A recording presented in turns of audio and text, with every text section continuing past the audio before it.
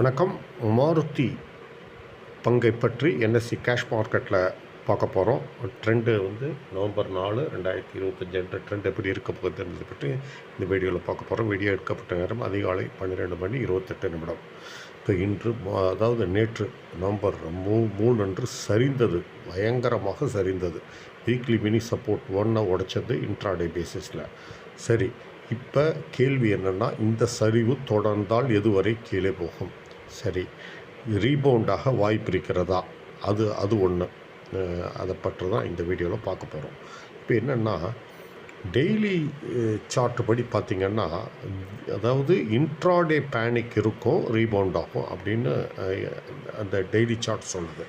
அதே சமயம் அந்த வீக்லி மினி சப்போர்ட் 1 என்ன சொல்லுது, இது லாஸ்ட் வீக் செட்டப் படி இது உடைக்கும், அப்புறம் இன்ட்ரா வீக் ரீபவுண்ட் இருக்கும் அப்படின்னு சொல்லுது. இப்போ நவம்பர் 3 அன்று உடைச்சது. அதே சமயம் வீக்லி மினி ரெசிஸ்டன்ஸ் 1 16,751 கடக்கும் என்று லாஸ்ட் வீக் செட்டப் சொல்லுது. அப்போ இங்கிருந்து மேலே போக வாய்ப்பு இருக்கா? அதுதான் கேள்வி.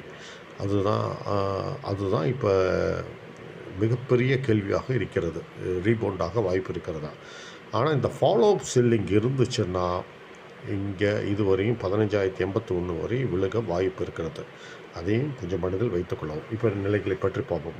15,651 ட்ரெண்டு சைடு. இதற்கும் கீழே வர்த்தகம் நடந்தால் டவுன் ட்ரெண்டு, டவுன் டார்கெட் 15,081. இது டிமாண்ட் ஜோனு. இதை தொட்டால் ரீபவுண்டாக வாய்ப்பு. சரி, இதற்கு மேலே வர்த்தகம் நடந்தால் அப் ட்ரெண்டு, அப் டார்கெட் 16,222. இது சப்ளை ஜோனு. இதை தொட்டால் கீழே இறங்க வாய்ப்பு. இதுதான், இது டிமாண்ட் ஜோனு, இது சப்ளை ஜோனு. சப்ளை ஜோனை கடந்து ஹோல்டு செய்தால் 16,222 கடந்து ஹோல்டு செய்தால் ஏற்றம் 16,753, 16,790 என்ற நிலைகள் வரை செல்ல வாய்ப்பு. சரி, டிமாண்ட் ஜோனை உடைத்தால் ஹோல்டு செய்தால் சரிவு 14,511 என்ற நிலை வரை கீழே வர வாய்ப்புண்டு. இதுதான் நிலைகள். இதற்கு தகுந்தபோல் உங்கள் வர்த்தகத்தை அமைத்துக் கொள்ளுங்கள். நன்றி, வணக்கம். மீண்டும் அடுத்த வீடியோவில் சந்திப்போம்.